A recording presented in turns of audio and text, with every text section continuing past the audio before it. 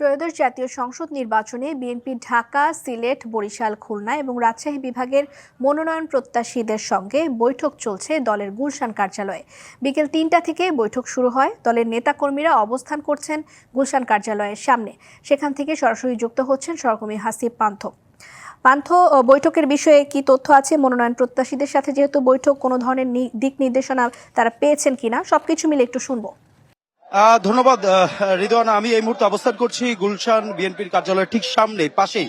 আপনাকে যেমনটি বলছিলেন আসলে আমি যদি দেখাই এখানে দাঁড়ানোর মতো কিন্তু আসলে তিল ধারণ ক্ষমতা নাই। যদি আমি দেখাই আমার চারপাশে, অর্থাৎ আমার ঠিক বাম পাশের যে চিত্রটি, সেখানে এখন পর্যন্ত কিন্তু আসলে অনেক মানুষ এসেছে, অর্থাৎ 5টি বিভাগ থেকে কিন্তু দলের নেতাকর্মী যারা রয়েছে প্রত্যেকেই এসেছে।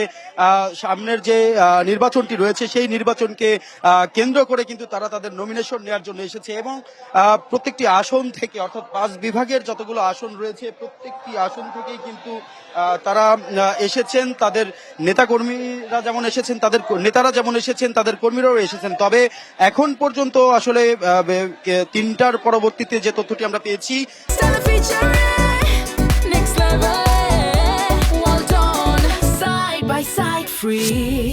কার্যালয়ের ভেতরে, অর্থাৎ যে 5টি বিভাগ থেকে এসেছে, বিশেষ করে খুলনা, রাজশাহী, সিলেট, বরিশাল, তাদের যারা মনোনয়ন প্রত্যাশী আছেন তাদের সঙ্গে কিন্তু বৈঠক চলছে এখনো অফিসের কার্যালয়ের মধ্যে। তবে বৈঠক চলাকালীন এদিকে ভিতরে বৈঠক চলছে এবং বাইরের যে চিত্রটি আমি আপনাদেরকে দেখানোর চেষ্টা করছি, সেখানে কিন্তু অনেক নেতাকর্মীরা এসেছেন, অবস্থান করছেন, ভিড় করছেন। প্রত্যেকেই, অনেকে এসেছেন মনোনয়ন প্রত্যাশী, অনেকে এসেছে তাদের পছন্দের মানুষটিকে তারা যারা এমপি হিসেবে দেখতে চান, সংসদ সদস্য হিসেবে দেখতে চান, তাদেরকে কিন্তু আসলে তাদের সাথে এসেছেন। তারা এসে এখানে ভিড় জমাচ্ছেন এবং সব মিলিয়ে যদি আমি বলি আপনাকে যে আসলে এই মুহূর্তের যে পরিস্থিতি, এখন পর্যন্ত কিন্তু 5 বিভাগের যেহেতু প্রত্যেকে মনোনয়ন প্রত্যাশীরা এসেছেন, এখনো কিন্তু বেশ ভিড় জমছে এবং গুলশান কার্যালয়ের সামনে, অর্থাৎ আশপাশ এলাকা কিন্তু অনেক নেতাকর্মীরা এসেছেন। সর্বশেষ জানানোর চেষ্টা করছিলাম রেদওয়ানা গুলশান কার্যালয়ের সামনে থেকে।